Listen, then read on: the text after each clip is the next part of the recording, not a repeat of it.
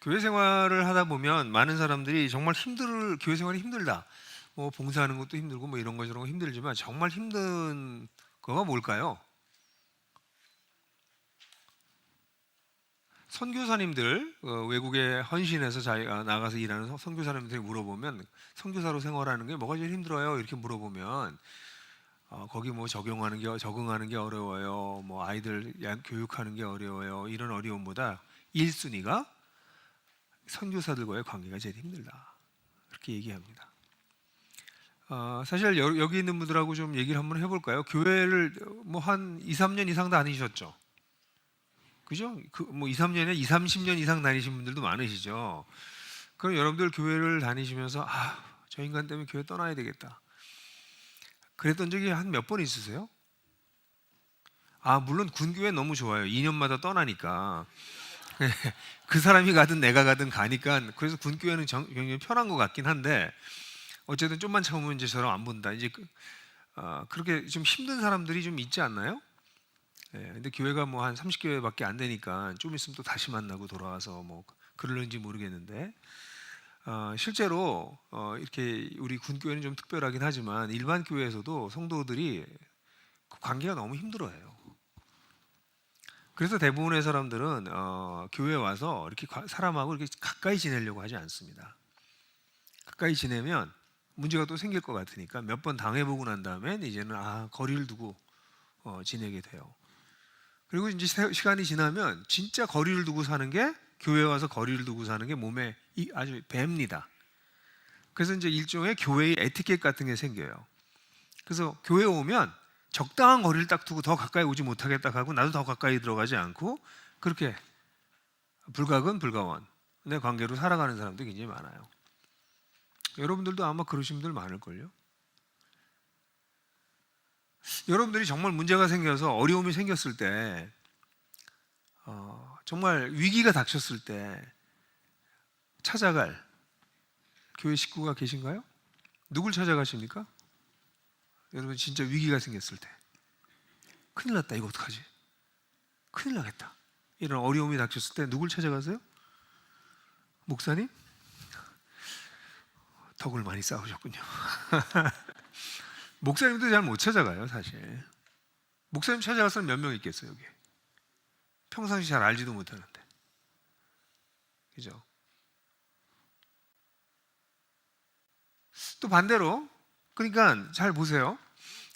그래서 여러분들이 그럴지도 몰라요. 물론 여러분들 가운데 이제 그렇지 않은 분들도 저는 있을 거라고 믿고 싶고 아마 그런 또 관계가 발전되기 시작하시는 분들이 최근에 생겼기를 바라고는 있지만 실제로 일반적인 교회를 보게 되면 그리스도인들이 자기 힘들 때 찾아갈 사람이 교회 안에 있지 않습니다.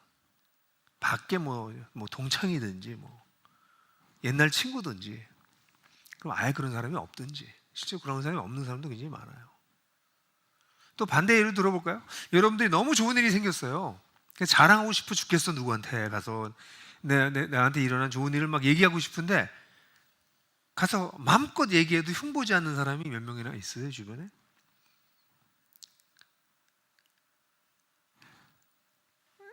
자랑도 못해요. 교회 가서 뭐 자랑 잘못했다가는 다들 좋아하는 척 하지만 잘난 척 되게 하네. 이런 소리 들을까봐 자랑도 잘 못하는. 왜냐면 다른 사람이 그러면 나도 잘난 척한다 이랬었기 때문에 나도 그렇게 하면 딴 사람도 그렇게 할 거라고 생각하는 거죠. 그 한번 그냥 생각해 보세요. 우리 인생을 사는데 힘들면 찾아가서 얘기할 사람, 좋은 일이 생기면 가서 좋은 일을 나눌 사람이 그런 사람이 없는 교회 생활 2, 30년 하셨다면서요? 그럼 교회는 왜 다니는데? 교회는 하나님께 예배드리러 다니는 데지 뭐 사람하고 관계 맺는 데 아닙니다. 이렇게 생각하십니까? 여하튼 오늘날 한국 교회의 그리스도인들의 대부분의 그리스도인을 보면 너무 안타까운 것은 슬픔을 나눌 수 있는 사람도 기쁨을 나눌 수 있는 사람도 교회에 몇 없다는, 어쩌면 거의 없다는 것이에요. 제가 최근에 아주 오래된 교회, 100년 된 교회에 가서 집회를 했는데 집회하는 동안에 처음엔 뭐 장로님들이 이렇게 좀 그러셨는데 끝날 때쯤 되니까 은혜를 너무 많이 받으셨어요. 그래서 그날 끝날 때 이제 지방 대도시의 교회였는데 그날 밤에 기차를 타고 올라오기로 되어 있었는데 제가 장로님들 좀 봐야 될 것 같아서 그날 제가 장로님들이랑 밤늦게 좀 같이 이야기 좀 나눕시다. 그래서 제가 오히려 청해서 집회 끝나고 난 다음에 장로님들하고 얘기를 하고 거기서 하룻밤 자고 이제 그 다음날 새벽에 기차 타고 올라왔는데 밤에 이제 만나러 갔어요, 장로님들하고. 근데 밖에서 막 너무도 좋아하시고 저하고 악수하고 그랬는데 당회실에 딱 들어갔더니 당회실에 한 20명 앉을 수 있는 당회실인데 하여간 테이블이 한 이만해요, 넓이가. 한 저쪽까지 크다는 테이블에 한 15분, 18분 쫙 앉으시더라고요. 근데 이렇게 보니까 서로 눈도 잘 안 맞추죠. 그래서 뭐 얘기를 하다가 장로님들이 그럼 우리 교회를 도대체 이 100년 다 된 교회를 어떻게 해야 됩니까? 이러시더라고요. 그래서 제가 아무것도 하지 마세요. 근데 장로님들이 깜짝 놀라요. 그럼 뭐 어떡하란 말입니까? 그래서 제가 얘기했어요. 장로님도 서로 안 좋아하시잖아요. 안 친하시잖아요, 장로님들. 여러분들이 서로 사랑하지 않고 서로 친하지 않으면 교인들은 어떨 것 같으십니까? 장로님들은 일종의 교회의 부모 같은 존재인데 집안의 부모가 서로 시큰둥하고 서로 쳐다보지도 않고 사랑하지 않으면 아이들은 얼마나 불안하겠습니까? 이 교회가 120년 되고 싶으시면 여러분들끼리 좀 사랑하십시오. 원하시면 제가 프로그램 만들어 드릴 테니까 한번 해보세요. 그리고 이제 서울로 올라오면서 저는 사실은 마음속에 이렇게 내려놨어요. 안 되겠다, 이 교회는. 근데 이제 목사님한테 연락이 와서 그래서 제가 프로그램을 일단 만들어 드렸어요. 그랬더니 장로님들이 같이 교제하더니 저한테 이제 그 목사님이 카톡을 보냈는데 장로님들이 40년, 50년 신앙생활 했는데 이렇게 속마음을 나눈 게 처음입니다. 전 그게 충격이었어요. 결국 이제 그 교회 장로님들은 이제 막 변하고 있어요, 지금. 그래서 어디까지 가는지 굉장히 기대를 제가 하고 있습니다. 근데 아니 여러분 30년, 40년, 아니 4, 50년 신앙생활을 했는데 서로를 몰라. 오늘날 교회는 왜 이렇게 되냐면 오늘날 교회는 어떤 면에서는 이렇게 관계 맺는 거가 어려운, 그래서 적당하게 거리를 두고 서로 속 얘기를 하면 안 되고 이런 것들이 되어진 것들이 오늘날 교회의 문제인데 이런 교회의 문제는 사실 초기부터 있었어요. 관계의 문제, 갈등의 문제, 이거는 언제나 어디서든지 있는 일입니다. 제가 어제 여러분들에게 소개했지만 갈라디아서는 사도 바울이 썼던 편지 중에서 가장 이른 시기, 우리가 가지고 있는 신약 성경 중에서 가장 먼저 쓰여진 문서다, 그렇게 얘기했잖아요. 교회도 물론 그렇습니다. 바울의 1차 전도 여행 때 세워졌으니까 안디옥 교회가 세워지고 난 다음에 이방 교회로서는 안디옥 교회가 제일 먼저 세워졌죠. 그 안디옥 교회에서 파송받아서 1차 전도 여행을 했을 때 세워졌던 교회이기 때문에 AD 47년, 46년 이때쯤 세워졌기 때문에 세워지기로는 굉장히 빨리 세워진 교회예요. 아주 초기 교회입니다. 근데 그 교회에서 어떤 문제가 생겼어요? 이 갈라디아서 읽어보시면 어제도 말씀드렸지만 베드로가 이방인 신자들하고 같이 식사를 하고 있다가 유대로부터 온 유대주의자들이 왔다는 소식을 듣고 그 자리에서 슬며시 일어나서 자리를 피했어요. 그런데 같이 밥을 먹고 있었던 바나바도 같이 따라서 그 자리를 피했습니다. 왜냐하면 유대인들은 예수를 믿는 것도 좋은데 예수를 믿고 난 다음엔 그렇다면 율법도 지켜야 돼. 특별히 율법 중에서 율법의 행위라고 어떤 사람들은 주장하지만 율법 중에서 특별히 유대인의 아이덴티티 마커라고 할 수 있는 할례, 안식일 준수, 그다음에 음식 규정, 이거 지켜야 돼 라는 이야기를 하는 사람들이었는데 베드로는 그 사람들이 약간 두려웠어요. 왜냐하면 그 사람들이 유대교를 이끌어가고 있는 실권자들이었거든요. 여전히 여러분 베드로 그러면 뭐 처음부터 굉장히 대단한 존재였다고 생각하는지 모르지만 여전히 기독교는 우리가 믿고 있는 예수를 따르는 기독교는 유대교 밑에 있는 이때는 작은 종파로밖에 보이지 않는, 그리고 실제로 랍비서부터 시작해서 유대교를 이끌어가고 있는 기라성 같은 유대교 지도자들이 있었단 말이죠. 거기서 예수 믿은 사람들도 있었거든요. 이 사람들이 와서 얘기할 때 베드로는 이제 약간 기가 죽어가지고 자리를 피한 거죠.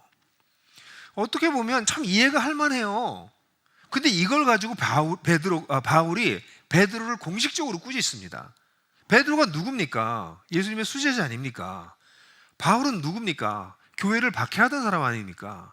나중에 예수 믿고 따라온 사람인데, 아니 베드로를 꾸짖어요. 이거 얼마나 큰 갈등이 일어날 일입니까?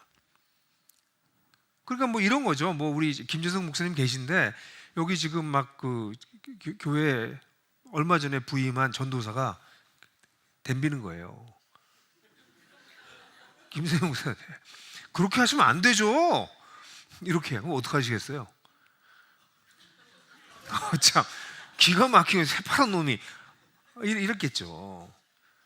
그런 갈등이 일어날 수 있는, 심각한 갈등이 일어날 수 있는 실제로 문제였고, 근데 이걸 바울이 또 이걸 또 편지했어. 내가 그랬다고 너희들.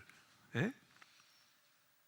그런데 이 바울과 베드로는 훗날 이렇게 보면 요 일이 나온 다음에 AD 49년에, 그러니까 이 편지를 쓰고, 그리고 이 사건이 일어난 건 AD 47년 정도 일어났을 거니까 2, 3년 후에 AD 49년에 사도행전 15장을 보면 예루살렘 공의회가 있어요.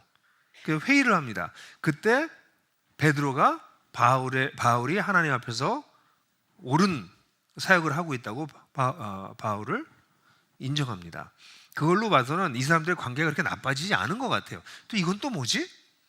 아니 이 정도로 수치를 당했으면, 아니 베드로가 속으로 이 새끼 나중에 한번 보자. 그래서 공의회 때 바울 이 나쁜 놈이라고, 이게 잘못, 이렇게 얘기할 수 있을 것도 같잖아요, 인간적으로 보면. 근데 베드로는 야고보 사도와 함께 바울을 인정합니다. 또 왜 일어날까? 그런 생각이 들어요. 그러면 아마도 베드로는 바울의 지적을 받아들였던 것 같아요. 실제로 사도행전 15장에 나오는 이 49년에 예루살렘 공의회를 보면, 베드로가 그때 바울의 가르침을 제대로 이해하고 바울의 지적을 제대로 받아들였구나라는 인상을 갖게 만들어요. 뿐만 아니라 베드로 후서 같은 데 보면 베드로가 바울의 편지 중에서 좀 어려운 것들도 있지만 그거를 잘 이해해야 된다. 그러면서 바울의 편지를 또 서포트합니다. 그런 걸로 봐서는 베드로가 바울의 지적을 잘 받아들인 것 같아요.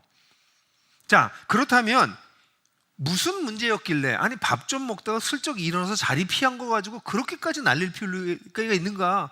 난리를 피울 정도가 아니라 편지에까지 그 일이 있었다고 얘기를 할 만한 일인가?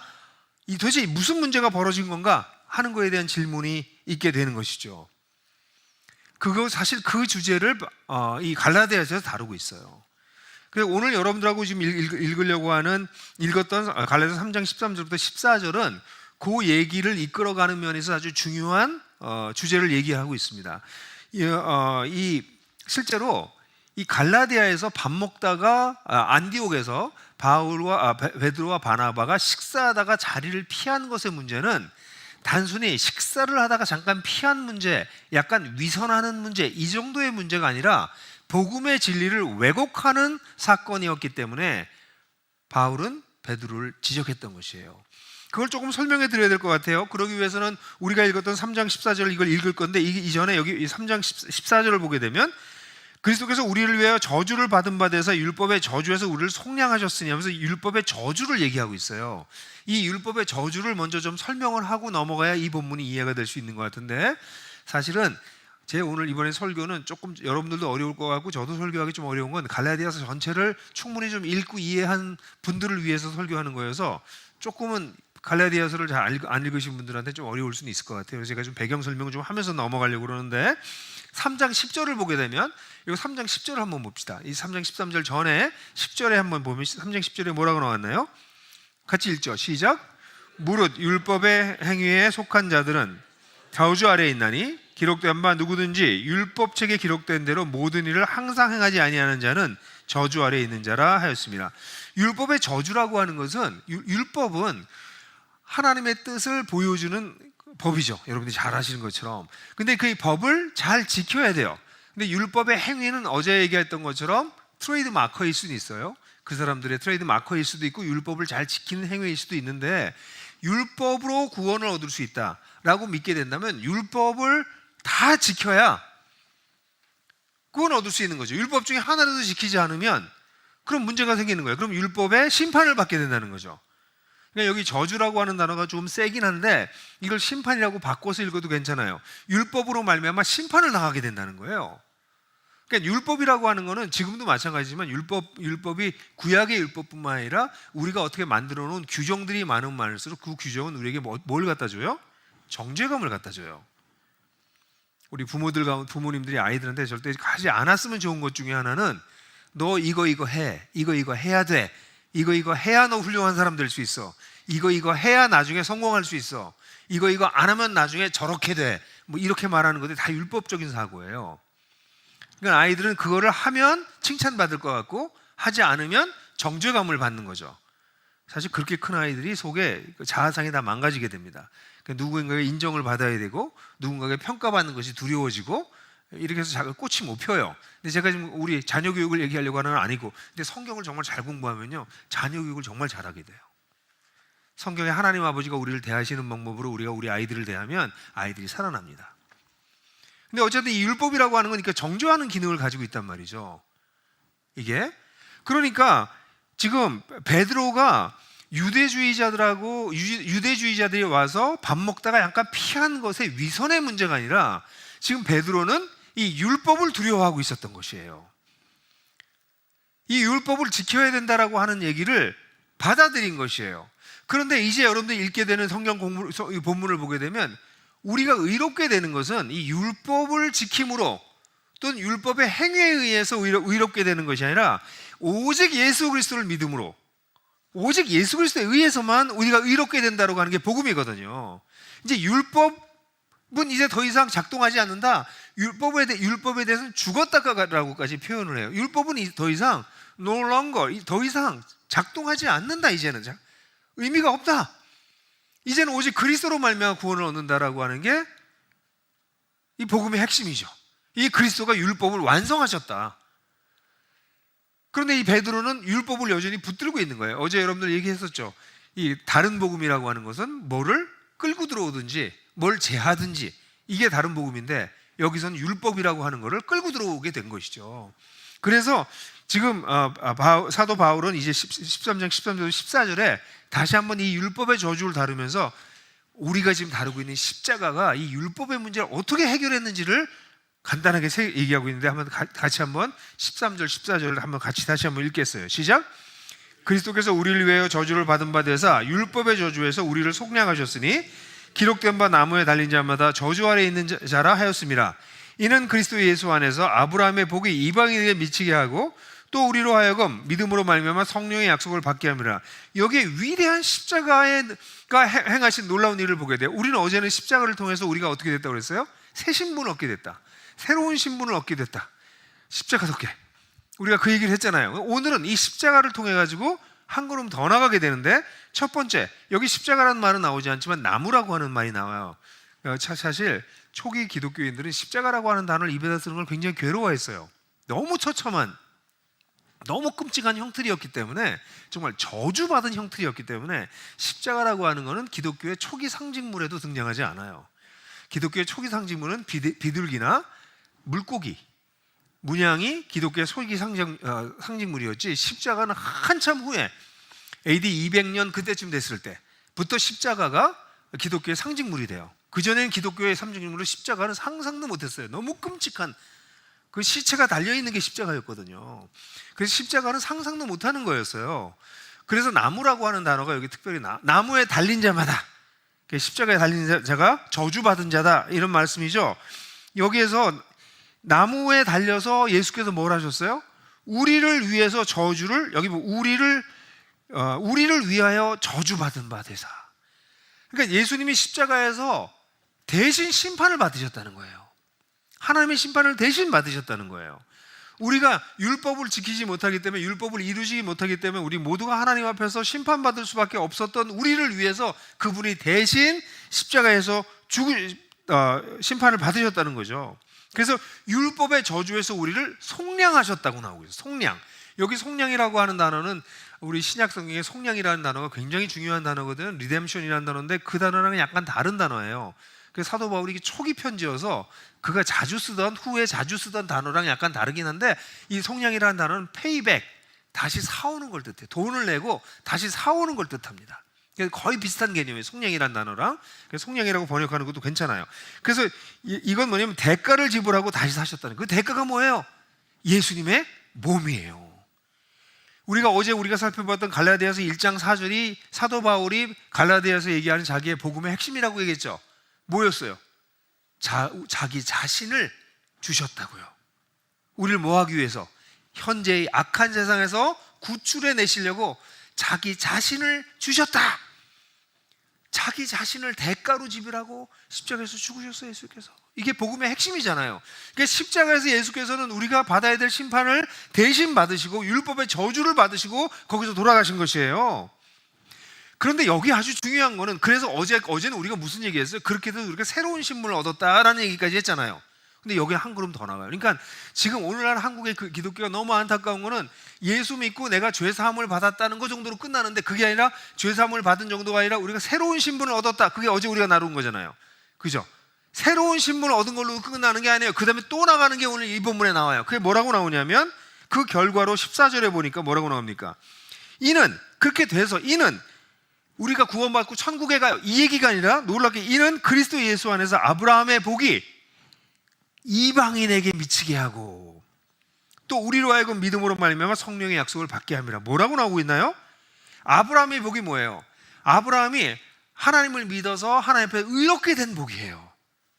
그래서 아브라함이 나중에는 모든 사람의 복의 근원이 돼, 하나님 앞에서 의로운 존재가 될 뿐만 아니라 그가 복의 근원이 돼서 그를 통해서 세상에 하나님의 복이 흘러나가게 돼요. 근데 그 하나님, 아브라함에게 주셨던 그 놀라운 복이 누구에게까지 이른다고요? 이방인에게까지. 이방인에게, 유대인이 아니라 이방인에게까지. 예수님께서 십자가에 죽으심으로 말미암아 저주를 감당하시로 말미암아 하나님이 인간을 복 주시려고 했던 복이 유대인에게만 머물러 있는 것이 아니라 이방인에게까지 이르게 되고, 그렇게 예수를 통해서 의롭게 담을 받았다라고 하는 복을 받게 되는 사람들은 약속하신 성령을 받게 된다. 이방인들에게 하나님을 아는 소식이 전해지고 하나님과의 관계가 회복될 뿐만 아니라 성령이 오시는 놀라운 역사가 이방인들에게도 오게 된다. 놀라운 얘기죠. 이제는 하나님을 믿고 하나님을 따라가는 것이 유대인의 방식만 따라야 되는 것이 아니라 이방인에게도 다 흘러가게 됐다라는 얘기를 해주고 있는 거죠. 예수 그리스도를 공통분모로 하는 새로운 공동체가 형성되고 있다는 얘기를, 가능성을 여기서 보여줘요. 이제 좀 이따가 제가 여러분들하고 두 번째 다루려고 하는 3장 26절부터 29절까지는 그 결과를 더 선명하게 보여주고 있는데, 여기 이방인들까지 이 놀라운 복이 왔다라고 하는 거를 마음에 두셔야 돼요. 기독교는 무슨 얘기를 하고 있는 거냐면, 하나님, 여호와 하나님께서 주시는 복이 유대인에게만 머문 것이 아니라 이방인들에게까지 흘러갔다. 근데 이방인이 누구예요? 우리예요. 크리스찬들이 성경을 읽을 때 이상한 사람들이 좀 있어. 성경 읽다 보면 성경에 나오는 이방인이 다 우리거든요. 근데 우리가 유대인처럼 생각해요. 여러분들 유대인이 아니에요. 우린 성경에 나오는 그 이방인이에요. 그죠?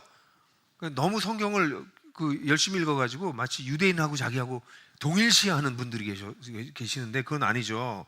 그래서 이 예수님의 십자가로 말미암아 이런 놀라운 일이 벌어진 거예요.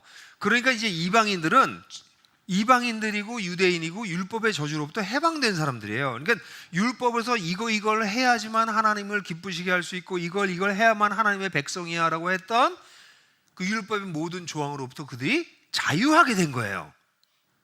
그런데 지금 갈라디아에서 베드로와 바나바가 잘못한 게 뭐냐면, 그게 복음인데 이방인 신자들하고 같이 앉아 있다가 유대주의자들이 오니까 그 해방된 율법을 따라야 된다고 하는 것을 마치 암시하듯이 그 자리를 피한 거예요. 이방인이랑 같이 밥 먹고 있으면 안 되지. 율법의 행위 중에 이방인들이랑 같이 식사하는 거 이거 절대로 안 되는 거였거든요. 근데 같이 식사하고 있는 그 식탁 교제를 하고 있으면 유대인들이 이제 유대적 기독교인들이 비판할 것이 두려워서 물러선 거죠. 이건 뭐예요? 단순히 두려움의 문제가 아니라 바울이 사도행전 갈라디아 2장에서 얘기하는 것처럼 네가 복음의 진리를 베드로 사도가 복음의 진리를 왜곡시킨 것이다. 하나님께서 이방인에게까지 놀라운 복을 주셨다라고 하는 조건 없이 그리스도를 믿음으로 말미암아 하나님의 새로운 공동체가 돼서 하나님의 식탁에 앉아서 같이 교제할 수 있게 하시는 이 놀라운 복을 주셨다고 하는 것을 왜곡시켰다는 얘기를 하고 있는 것이에요. 실제로 이로 인해서 이 일은 초대교회의 아주 큰 이슈예요. 초대교회는 유대교를 이방인들, 예수를 믿는 이방인들에게 유대교회의 이 내용들을 부고할 거냐 말 거냐, 이게 초대교회의 아주 중요한 문제였어요.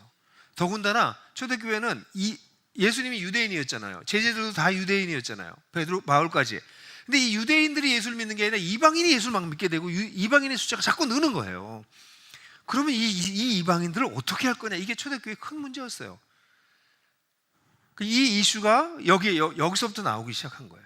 이걸로 인해서 교회 속에 큰 갈등과 어려움들이 교회 내에 있었던 것이죠. 여러분, 교회의 분열이 오게 되는 가장 큰 원인, 또 반대로 분열을 이겨낼 수 있는 가장 중요한 원리는 진리에 있어요.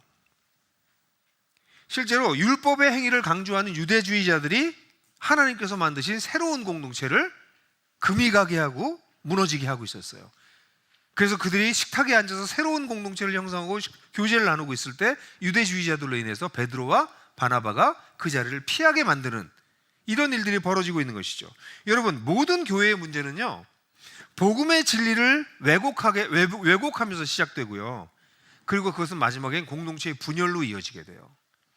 제가 여기 강의 안에 써놓은 글을 다시 한번 읽어볼까요?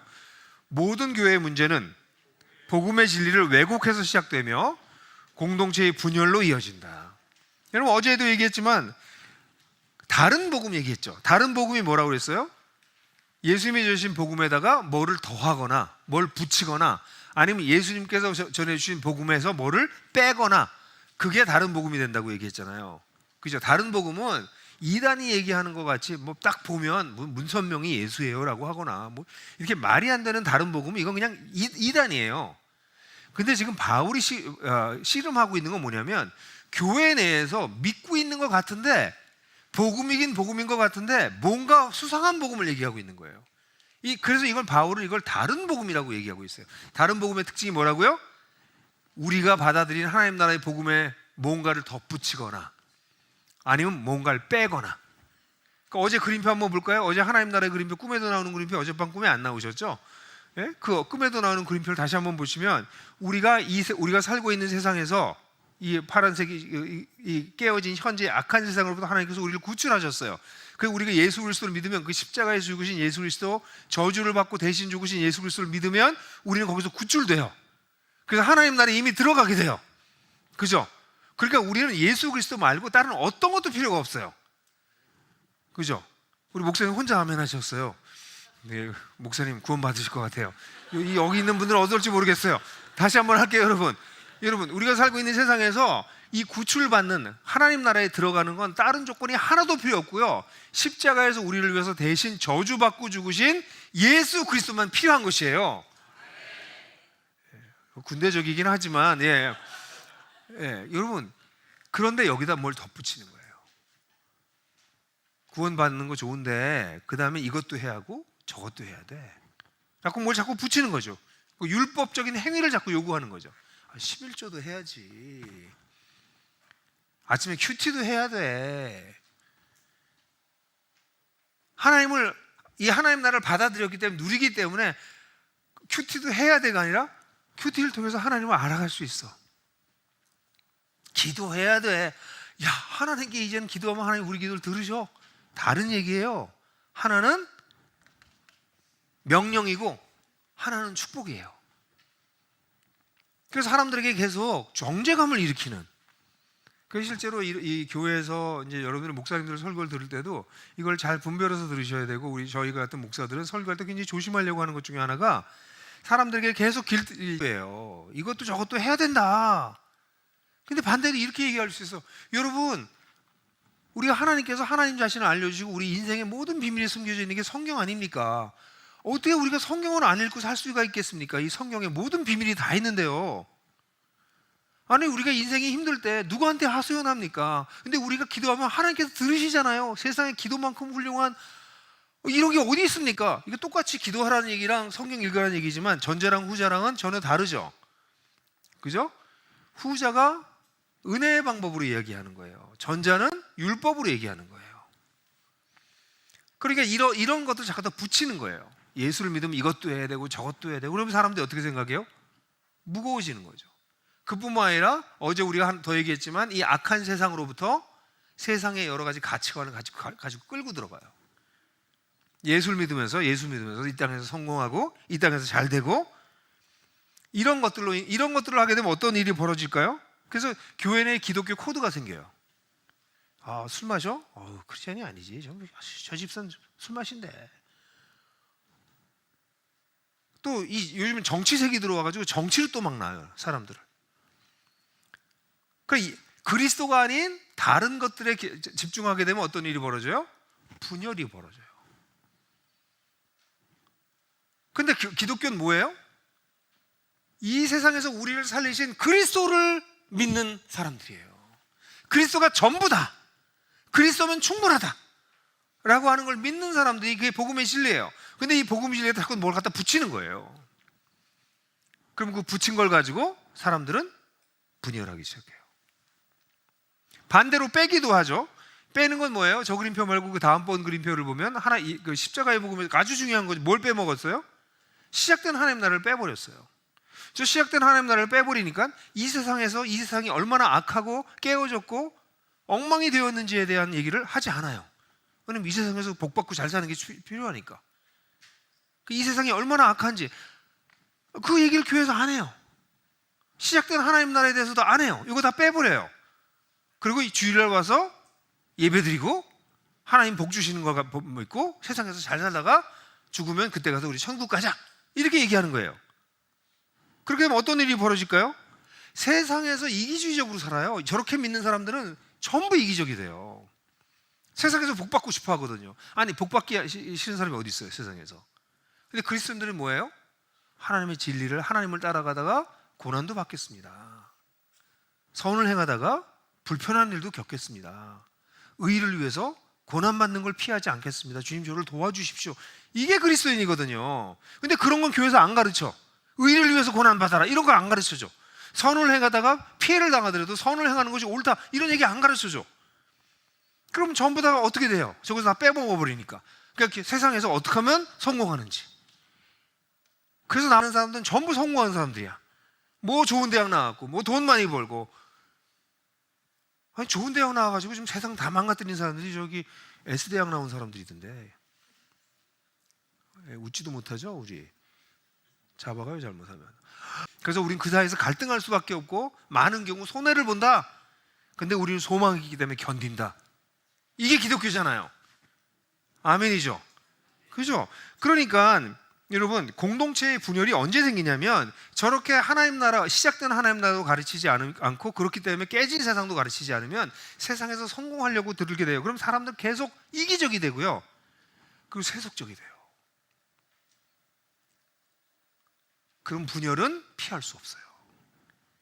이기적이고 세속적인 사람들이 모이면 분열은 반드시 오게 돼요. 왜냐하면 내 마음에 안 드는 걸 받아들일 수 없어요. 기독교는 뭐예요? 예수님의 가르침은 뭐예요? 내 마음에 안 들지만 그것이 하나님의 뜻이라면, 나에게 이익이 안 된다 할지라도 그것이 하나님의 뜻이라면, 내 소견에 옳지 않지만 그것이 하나님의 방법이라면 내가 그것을 따르겠습니다. 그게 기독교 아닌가요? 그런데 이렇게 예수를 믿게 되면 내 마음에 안 들면 다 안 된대요. 그럼 교회는 분열을 피할 수 없어요. 분열은요, 단순히 성격이 안 좋아서 일어나는 게 아니에요. 뭐 소통하는 방식을 잘 몰라서 이런 것들도 다 이유가 되지만 그런 건 너무 잔가지고요. 진짜 큰 문제는 진리의 왜곡이에요. 하나님 나라로 구출돼서 올라가는 것이 예수 그리스도 외에 딴 방법 아무것도 필요 없다. 단지 예수 그리스도로 말미암아 들어갈 수 있다는데 그 예수 그리스도 플러스 알파로 자꾸 더 붙이는 거예요. 뭐를. 아니면 그 시작된 하나님 나라, 깨어진 세상을 다 빼버리고 예수 믿고 죽으면 천당 가는 거에 기독교라고 얘기하는 거 빼버리는 것, 이렇게 기독교의 진리를 왜곡하게 되면 반드시 분열이 오게 됩니다.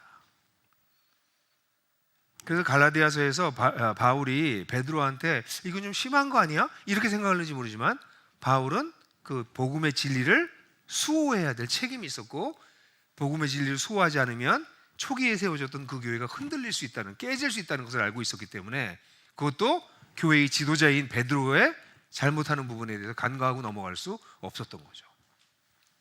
아마도 바울이 믿음이 없는 어린 형제가 그랬다면 공개적으로 베드로를 그렇게 꾸짖는 것 같은 짓을 하지 않았을 거예요. 제가 볼 땐 그 형제를 따로 데려가서 찬찬히 가르쳤을 거예요. 네가 잘 몰라서 그런 건데 우리 진리가 이거잖아. 그러니까 네가 율법의 행위를 지키려고 애쓰지 마. 그러지 않아도 되는 게 아니라 그것 때문에 네가 위선하게 되고 이방인 형제들이랑 거리를 두게 되고, 그걸 하나님이 원하시는 게 아니야.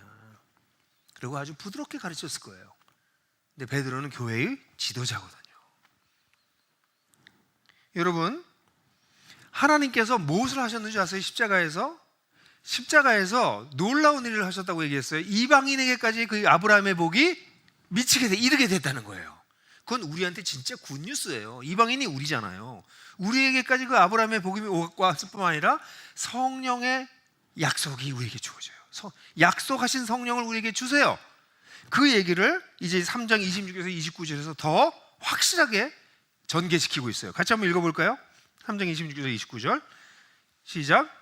너희가 다 믿음으로 말미암아 그리스도 예수 안에서 하나님의 아들이 되었느니 누구든지 그리스도와 합하기 위하여 세례를 받은 자는 그리스도 옷 입었느니라. 너는 유대인이나 헬라인이나 종이나 자유인이나 남자나 여자나 다 그리스도 예수 안에서 하나니라. 너희가 그리스도의 것이면 곧 아브라함의 자손이요 약속대로 유업을 이을 자니라. 이 성경이 좀 어려운 게 2000년 전에 쓰여진 책이고 또 2000년 전에 특수한 문화적 상황에서 쓰여진 책이어서 여러분들이 그냥 읽으실 때 이게 무슨 말인지 잘 이해가 안 되는 때가 많을 거예요. 특별히 갈라디아서 같은 경우는 그런 문화적이고 역사적인 배경 위에서 쓰여진 게 강하기 때문에 그래서 저희 같이 목사나 성경 공부하는 사람들이 풀어드리는 거예요, 여러분들한테. 근데 이 본문을 보게 되면 이 본문은 무슨 얘기를 하고 있냐면 하나님께서 정말 새로운 가족 공동체를 세우셨다는 얘기를 하는 거예요. 그게 그런 얘기를 했다고요? 이 본문이? 이렇게 생각하실 수 있는데 제가 그걸 설명해 드릴게요. 첫 번째, 사도 바울은 뭐라고 얘기하냐면 너희가 다 믿음으로 말미암아, 그러니까 율법이 아니라 믿음으로 말미암아 그리스도 예수 안에서 하나님의 아들이 되었다라고 얘기하고 있어요. 이 아들이 되었다는 게 뭘 뜻하는 걸까요?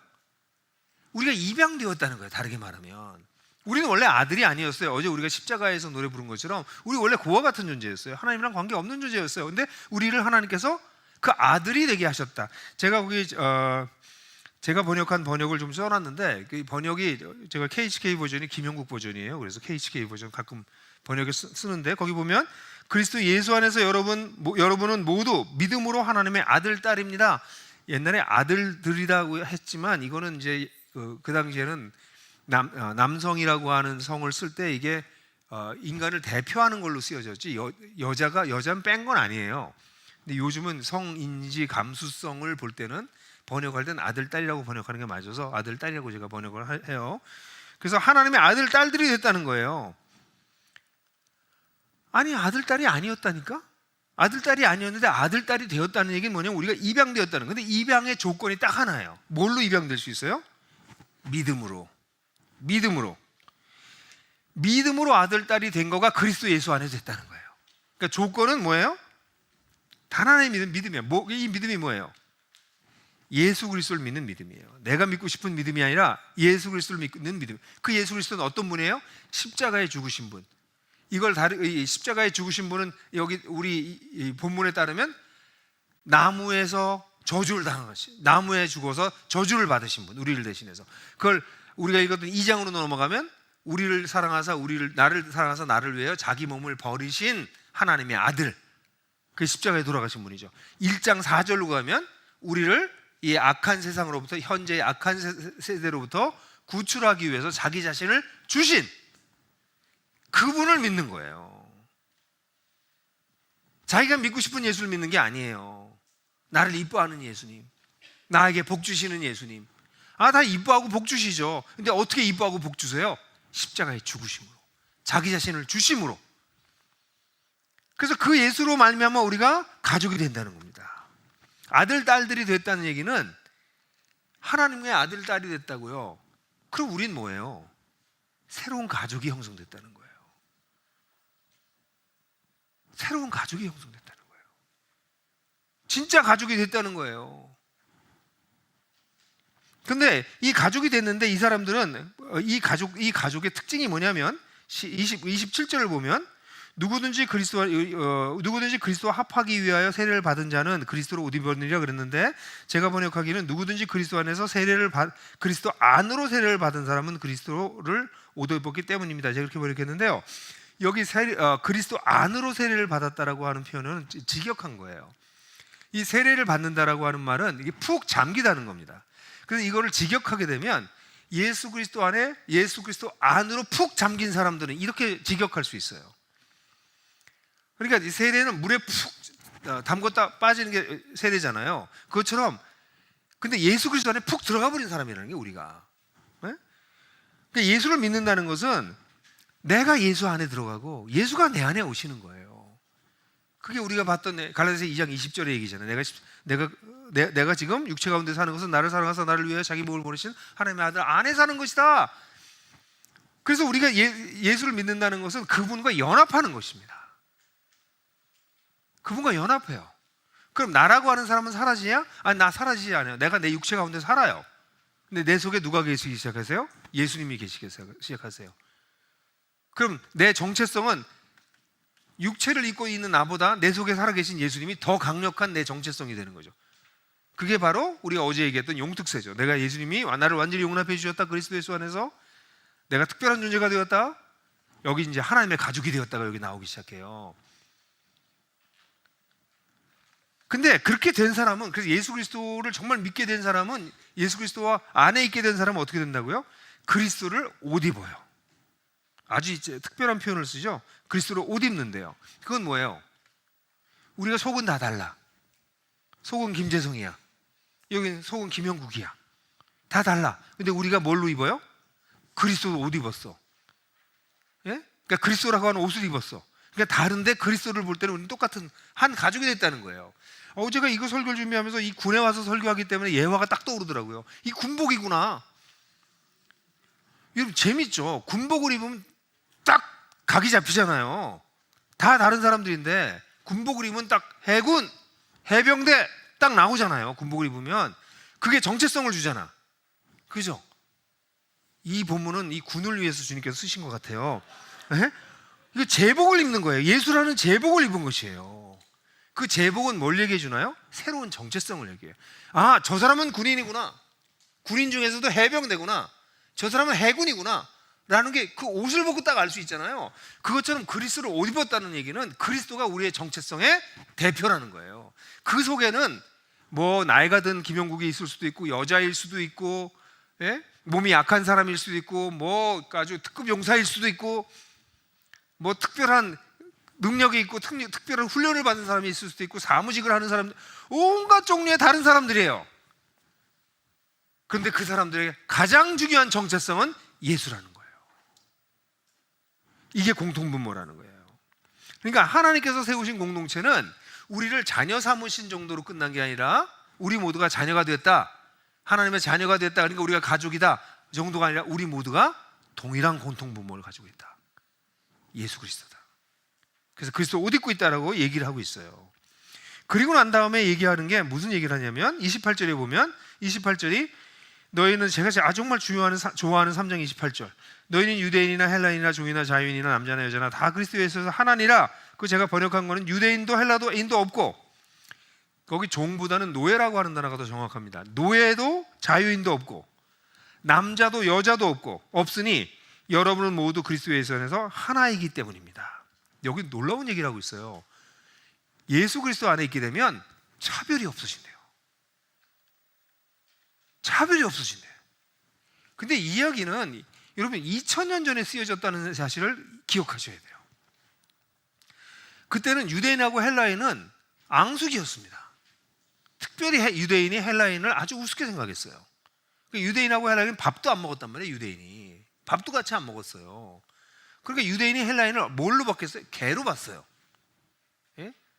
그런데 유대인들이 하도 그러니까 로마에서는 유대인은 특별한 취급을 해줬습니다.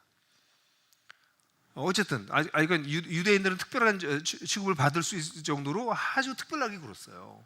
유대인이랑 헬라인이랑 섞인다는 것은 불가능한 일이었습니다. 꼭 한국 사람하고 일본 사람하고. 근데 그거랑도 비교가 안 돼. 예, 한국하고 일본은 뭐 지난 조선 때부터 해서 약간의 그 기간이 있었잖아요. 우리가 어려웠던 기간들이 있었지만 유대인과 이방인과의 관계는 몇 천 년 동안 지나갔던 역사가 있는 거였어요. 그래서 이 담을 넘어갈 수가 없었습니다. 그래서 여러분들이 아세요? 그 예루살렘 성전을 가게 되면 이방인들 중에서 유대교를 믿은 그 사람은 God fearer, 하나님을 경외하는 자라고 부르는데, 그 하나님을 경외하는 자들이 들어오는 이방인의 뜰이 있고요. 그 뜰에서 그다음 유대인만 들어가는 유대인의 뜰이 따로 있어요. 그 뜰은 계단이 있고 계단 위에 담이 있고 담을 넘어서 들어가요. 문으로. 그러니까 이방인들은 거기 가서 성전에 가서 뜰에 가서 안을 보지도 못하고 들어가지도 못합니다. 그걸 여러분들 에베소 2장에서 가로막힌 담을 헐었다라고 표현 나오는 게 2장 한 15절쯤 나오거든요.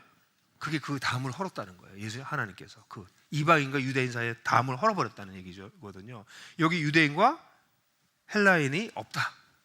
그 인종적 차별이 없다. 예? 그 다음에 두 번째, 노예와 자유인. 이건 사회적 계급의 차이가 없다는 거예요. 이건 엄청난 얘기예요. 당시에 노예는 진짜 주인들이 먹고 남은 거 먹고요, 잠자리도 충분하지 않았고요, 정말 심할 때는 성적 놀이개, 그냥 가구처럼 사용되는, 그게 심할 경우에, 다 그렇진 않았어요. 노예가 다 그렇게 취급당하지 않았지만 노예들이 이렇게 그런 취급 당했어요. 어떤 철학자는 말하기를, 내가 이쁘게 생긴 남자애를 보고 섹스를 안 하는 거는 그건 오히려 비인간적인 거라고 생각한다. 뭐 이렇게 얘기를 아무렇지도 않게 자기 글에 쓰는 게 그 로마 시대의 상황이에요. 네? 그런 노예와 자유인하고 차별이 없다. 남자와 여자, 이거는 그 당시에 여자는 그냥 아기 낳는 존재였어요. 재산의 일부로 여겨지기도 했습니다. 유산 상속권이 없었어요. 일부가 주어졌어요. 근데 이 남성과 여성이 차별이 없다. 그리스도 예수 안에서 다 하나다. 엄청난 얘기를 합니다. 이건 완전히 새로운 공동체예요. 완전히 새로운 하나님의 공동체가 그리스도 예수 안에서 만들어졌다라고 바울이 선언하고 있는 거예요. 인류 역사상 없었던 사상입니다. 와, 이게 메시아 안에서 이런 놀라운 일이 왜 이렇게 벌어졌다고? 이게 어디서 왔어요? 십자가에서, 나무에서 율법의 저주를 당하셔서 예수께서 저주를 받으심으로 예수를 믿는 사람들은 누구나 차별 없이 그리스도 안에서 하나님의 자녀가 되게 하셨다. 그래서 하나님의 자녀가 된 사람들의 새로운 공동체, 어떠한 차별도 없는 그런 공동체를 하나님께서 만드셨다. 그게 초대교회가 믿었던 기독교예요. 어마무시한 얘기입니다. 인류 역사에 이런 사상이 없었어, 이때까지. 나중에 이런 차별이 없어진다. 그래서 여성도 인권을 갖게 되고 아이도 인권을 갖게 되고 외국인 함부로 대하면 안 된다, 노예 없애야 된다, 이런 사상은 이 사상 위에서 후에 서구 사회에서 발전돼요. 이런 사상이 없었던 다른 이슬람권이나 불교권에서는 여전히 이런 사상이 발전되지 않아요. 이걸 당연하게 생각하시면 안 돼요. 그리고 난 다음에 29절을 보게 되면, 만약 여러분이 그리스도의 사람이면, 여기 보면 너희가 그리스도의 것이면, 그리스도께 속한 것이면 이렇게 번역할 수도 있고, 그리스도의 사람이라면 아브라함의 자손이고, 아브라함의 자손이라는 게 뭐예요? 아브라함에게 주었던 복이 우리에게 그대로 나온다는 거예요. 우리 믿음의 족속이 될 뿐만 아니라 약속대로 유업을 이을 자다. 이게 무슨 얘기인가요?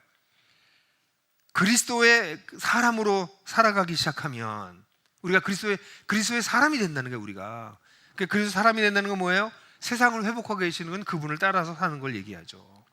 그뿐만 아니라 이 그리스도로 말미암아 우리가 약속대로 상속자들이 된다는 거예요. 하나님 나라를 상속한다는 거예요.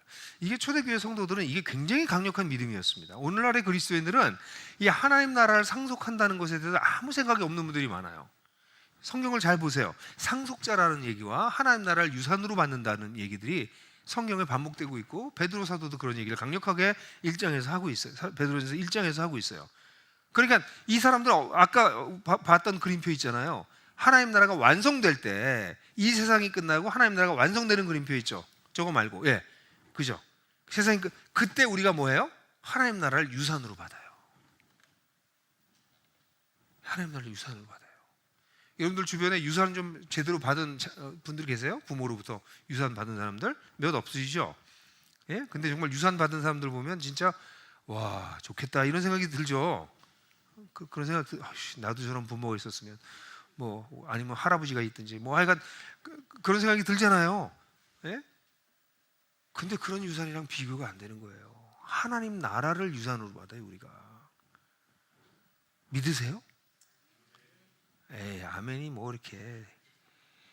이거 진짜 믿으면 인생 완전히 바뀌는데. 예? 진짜 완전히 바뀌어요. 근데 초대교회 성도는 이걸 진짜 믿었어요. 그래서 소망을 갖고 살았고, 그 소망을 가졌기 때문에 뭐 할 수 있었어요? 인내할 수 있었어요. 그래서 이런 놀라운 일이 함께 소망하는 그런 공동체가 형성됐다는 거죠. 제가 써놓은 글씨를 한번 다시 한번 읽어볼까요? 거기에 나와 있는 걸. 하나님은, 거기요, 시작. 하나님은 메시아신 예수를 통하여 지금까지 없었던 하나님 나라 공동체, 곧 하나님의 새로운 공동체를 세우셨어요. 이게 초대교회 성도들에게 강력하게 와 있었던 사상이었어요. 와, 하나님이 전에 없었던 새로운 공동체를 세우셨구나. 이 공동체는 어떤 공동체예요? 입양된 사람들이에요. 어디 하나님에게 입양이 됩니까? 하나님한테 입양된다는 건 엄청난 일이에요, 여러분. 저희 청년들이, 제가 우리 옛날에 교회 사역할 때 청년부의 청년들이 이제 저를 좀 좋아했어요. 그래서 청년들이 가끔 저한테 와서 얘기하다가, 목사님, 제가 목사님 그냥 아버지라고 좀 부르면 안 돼요? 이런 애들이 있어, 가끔 가다가 저한테. 그럼 제가 그러자 그래요? 야, 임마, 내가 근데 어떻게 네 아버지가 되니? 너 아버지가 된다는 게 쉬운 게 아니야. 아버지가 되면 내가 너 책임진다는 건데, 그냥 난 목사님으로 좋아야지, 아버지가 있는 거 생각, 그런 거 하면 안 돼. 타일러야지. 예? 우리 청년들이 와서 나한테 아버지 해달라고 나 아버지 해줘요? 큰일 날 일이지. 내가 걔를 어떻게 책임져? 예? 근데 하나님이 우리의 아버지가 됐다는 얘기 뭐예요? 우리 책임진다는 얘기야.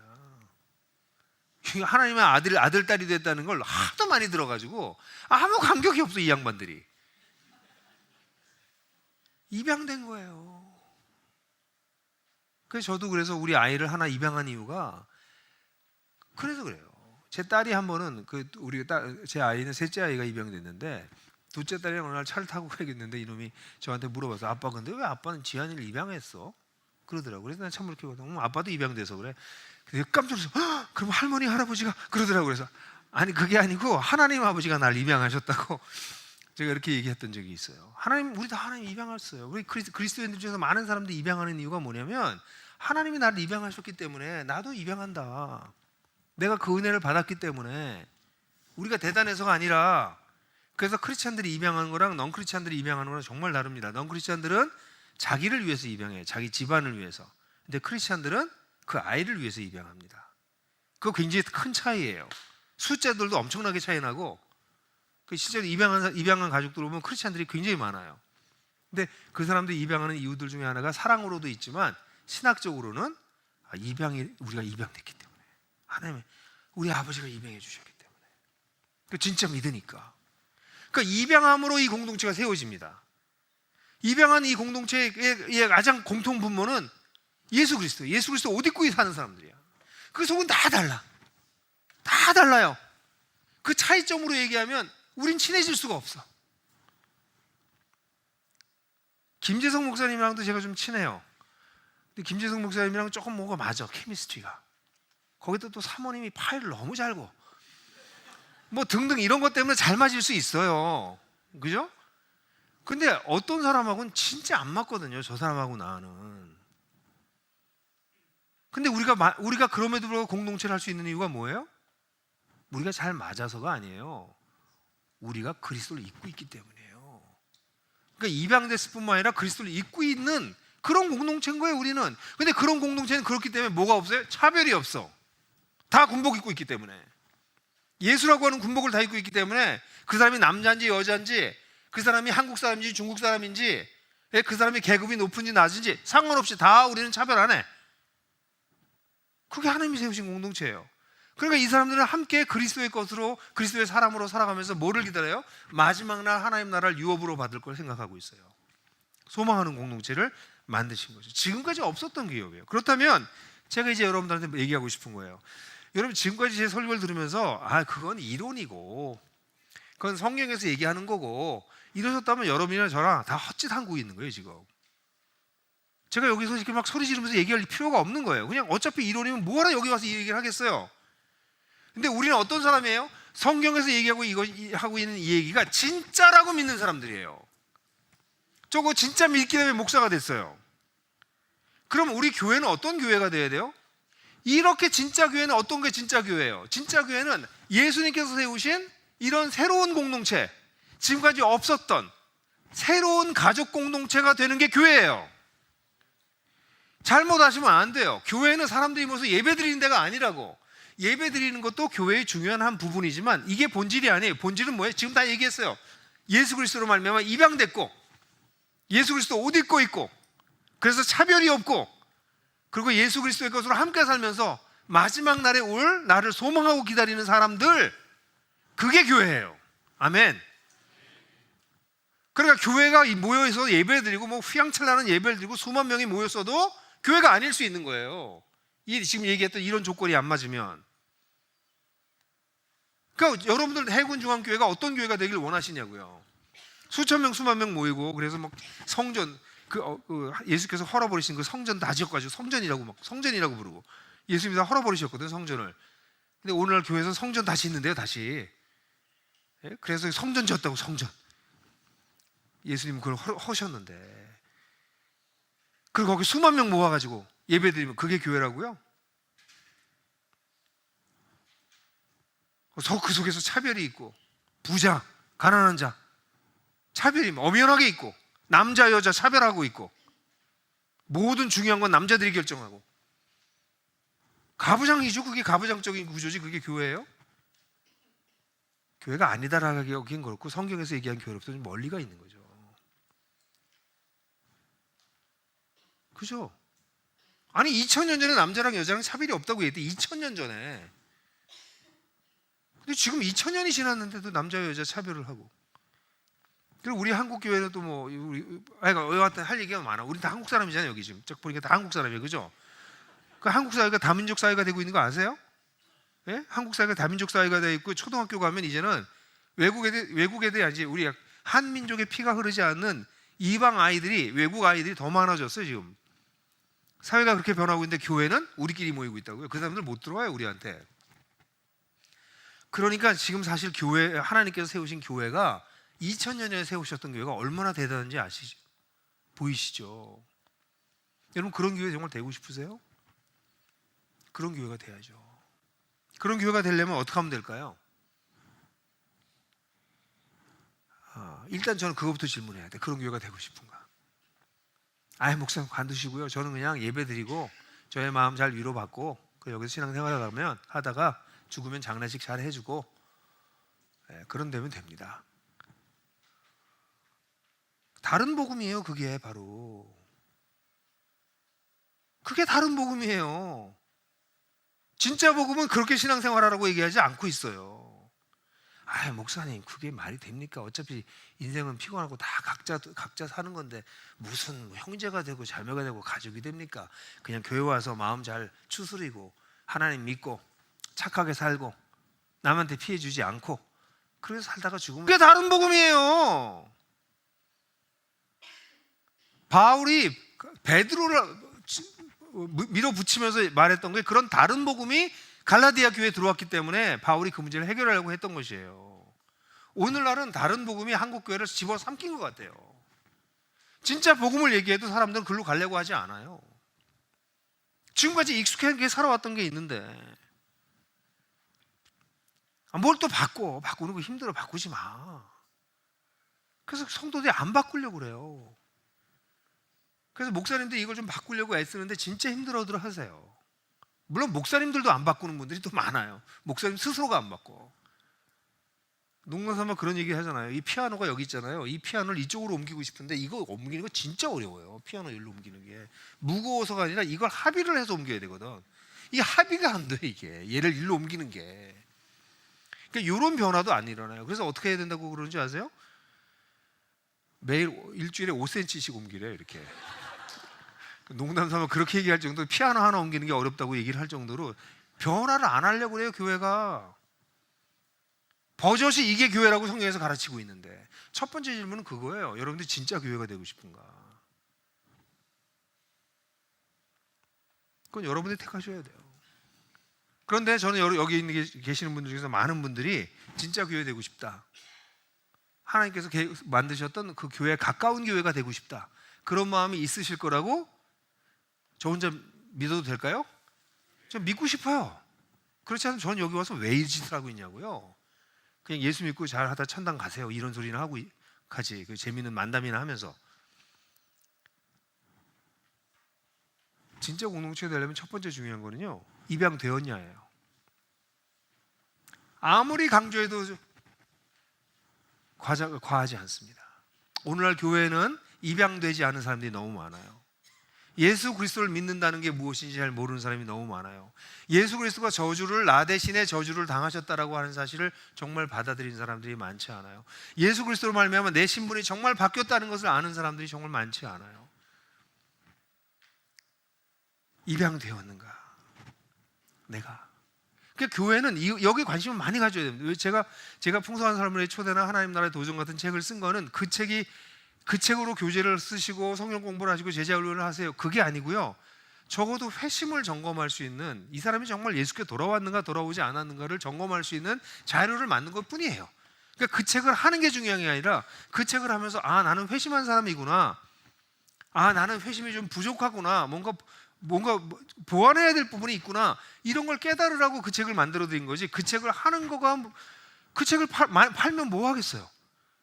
많이 팔면 뭐 하겠어요? 많이 팔려고 하는 게 아니에요. 그리고 저는 사실은 제가 쓴 책들은 그 인쇄를 전부 다 우리 하나복에 넣었기 때문에 저한테는 돈이 하나도 안 들어와요. 사실 인쇄가 꽤 많아요. 제가 1년 인쇄가 꽤 많이 나오는데 어차피 책이 많이 팔린다고 좋은 건 하나도 없어요. 다 하나복으로 기부하니까. 책을 많이 팔려는 게 아니에요.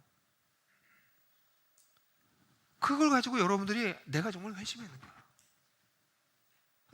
우리 구역 식구들 아무리 사랑하면 그 구역 식구들 입양이 안 된 애를 데리고 계속 가면 어떡합니까? 보면 딱 좀 이상하지 않으세요? 쟤 입양이 안 된 것 같은데. 그런 거 딱 감이 안 오세요? 입양이 안 된 아이들의 특징 중에 하나는 뭐냐면 신앙생활하는 걸 되게 힘들어해요. 해줘 신앙생활 이렇게. 이만큼 했으면 지금 뭘 더 하라고 그래. 교회 주일날 한번 하고 성금하면 되지 뭘 자꾸 이걸 하라고 그래. 이게 다 입양된 애들 특징이 입양 안 된 애들 특징이에요. 신앙생활 억지로 하는 사람들. 이게 지금 얼마나 엄청난 삶을 사는 건데 이걸 억지로 해요? 예? 집사님 억지로 했었죠 옛날에. 그 집사님 어제 간증하신 집사님. 근데 이제 바뀌었잖아요. 지금 막 여기 왔어 막 찬양 인도 막 서 있고. 옛날에도 여기 서 있었어요? 아니죠. 그때는 줄을 따르고 있었을 텐데 여기 네? 바람이 바뀌잖아요. 저렇게 그거 점검해야 돼 서로가. 그리고 여러분들 자녀 주일학교 보낸다고 회심하지 않아요. 여러분들이 복음을 전하셔야 돼요. 여러분들이 복음에 걸맞게 사셔야 돼요. 그러면 아이들은 회심합니다. 부모를 보고 회심해요. 그거 기도하세요 여러분들.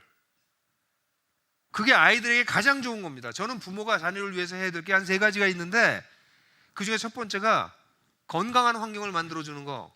이거는 돈을 많이 벌어서 부잣집에 살는 게 아니라 엄마 아빠가 싸우지 않고 행복하게 사는 걸 보여주는 게 가장 좋은 환경이에요. 예? 그게 첫 번째. 두 번째는 그 아이들이 예수를 만날 수 있게 도와주는 거. 회심할 수 있게 도와주는 거. 세 번째는 그 아이들이 부르심을 찾을 수 있도록 도와주는 거. 그 세 가지 하면 부모가 할 일은 끝난 거예요. 쓸데없는 거 하려고 하지 마세요. 걔 과외시켜가지고 대학 들여보내는 게 부모가 할 일이 아니에요. 그러면서 애 망가지잖아요. 하나님 아버지의 가족에 입양되는 게 전부입니다. 일단 그렇게 되면 하나님이 책임지기 시작해요. 생각해 보세요. 내가 아버지 하는 것보다 하나님이 아버지 하는 게 훨씬 낫지. 아니에요? 아직도 그걸 안 믿으세요? 예? 아니, 내가 엄마 하는 것보다 하나님이 엄마 해주신 게 훨씬 좋지. 그래서 자녀들이 회심할 수 있게 도와주셔야 돼요. 한국 교회는 자기 자녀도 회심하는 걸 도와주지 못하고 있다고 지금. 왜 안 돼요? 여러분들이 주님을 따라 살지 않고 다른 복음을 믿고 있으니까. 진짜 복음을 믿고 있으면 아이들이 따라오면서 내가 완전해서가 아니라 엄마 아빠 진짜네.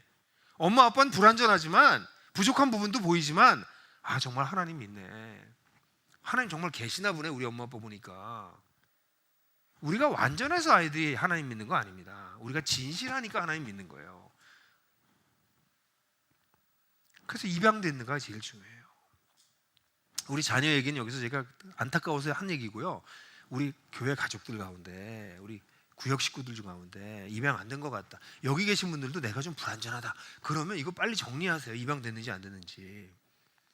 그래서 좀 리더, 믿을 만한 리더 찾아가서 나 이거 풍삼초가 도대체 뭐예요 그게? 그거나 뭐 하나님 나라의 도진 뭐 좀 같이 해서 좀 도와주세요. 선명해 줘야지 내가 입양됐나 안 됐나. 그 입양됐을 때 내가 누리게 된 축복이 뭔지 뭐 이런 거 다 알아야 될 거 아니에요. 그죠? 교회 오래 다녔다고 그걸로 퉁치려고 하지 마세요. 왜냐면 교회에서 너무나 오랫동안 이걸 안 가르쳤기 때문에, 이런 것들 선명히 안 가르쳤기 때문에 이런 것들을 이제 알게 됐으면 늦지 않았어요.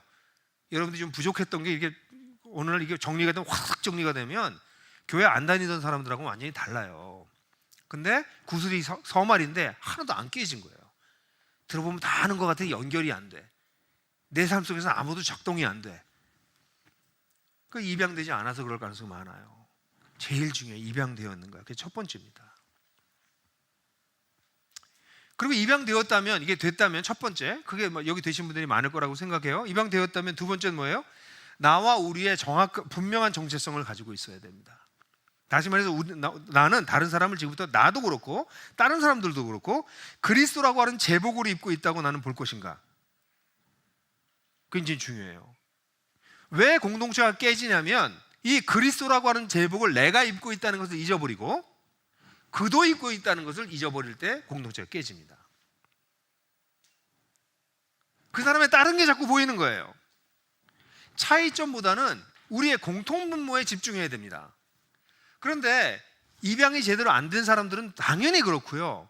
신앙이 성장하지 않은 사람들은 다른 사람들을 그리스도라고 하는 제복을 통해서 보는 것이 아니라 그 사람의 인간적인 사회적인 것을 봅니다. 거기다가 우리가 살고 있는 사회는 이 차이점을 부각시키는 사회예요. 우린 다 비슷한 사람이야가 아니라 우린 각기 다 달라, 이걸 얘기하는 게 우리가 살고 있는 사회예요. 예를 들어서 뭐 MBTI 뭐 이런 거 하잖아요. MBTI가 없어도 우린 잘 살았거든요. 근데 MBTI라는 게 나오고 난 다음부터 사람들이 전부 다 자기를 카테고라이즈해요. 저는 ENTJ거든요. 그러니까 ENTJ는 아주 보스예요, 보스. 그러니까 아주 저쪽 끝에 ENTJ가 아주 보스 기질이 많은 사람이거든요. 그러니까 저 건드리지 마세요. 저는 ENTJ고 전 보스질을 하는 사람이에요. 뭐 이러고 나간단 말이에요. 제 아내는 INTJ인데요. 제 아내는 이런 심리학을 공부해서 이런 거 전문가인데 INTJ하고 ENTJ가 같이 살기 제일 어려운 사람이에요. 예, 저희 부부는 그런 부부예요. 그냥 기질상으로는 같이 살면 안 되는, 너무 힘든 그런 관계예요. 그러니까 이런 차이점만 자꾸 얘기하는 거예요. 우리 잘 살아요. 물론 어려웠죠. 어려운 산전수전, 공중전 다 했죠. 근데 그래서 결국은 성숙한 부부가 됐는데, 그렇다고 여러분들 생각하는 막 이렇게 막 이런 거 아니에요. 아직 많이 쉽지 않았다는 얘기예요. 근데 그래서 차이를 강조하는 거, 성별의, 성격의 차이. 저 사람은 나랑 성격이 안 맞아. 남자 여자 또 구분해 놓고 성별의 차이. 그 다음에 사실 이거보다 더 큰 문제는 경제적 차이가 굉장히 큽니다. 교회에서. 경제적으로 비슷한 사람들끼리 놀아요. 네? 경제적 차이. 옛날엔 생각해보세요. 다른 민족들도 막 어울리게 한 게 교회였어요. 안디옥 교회를 왜 제가 좋아하냐면 안디옥 교회 리더들 보면 인종적으로, 문화적으로 다 다른 사람들이에요. 제 책을 보시면 다 자세하게 설명했지만 그런 사람이 탑 리더 그룹이었거든요. 근데 우리는 차이를 봐요, 계속. 그게 아니라 그런 차이를 부각시키는 사회예요. 특별히 이 군교회가 어려운 것은 군은 계급의 차이가 있어요.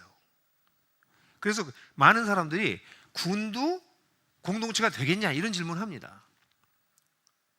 여기 지금 이 제대하고 난 다음에도 보니까 제대할 때의 그 계급이 제대 후에도 영향을 끼친다는 느낌이 제가 살짝 들었어요. 틀렸죠? 민감한 데를 건드렸나요? 여러분, 이게 계급의 차이가, 이게 같이 신앙생활을 할 때, 형제자매로 같이 살아갈 때 계급의 차이가, 왜냐면 군은 아주 엄연한 계급이 있는 사회거든요. 근데 공동체, 우리가 그리스도인 공동체는 뭐예요?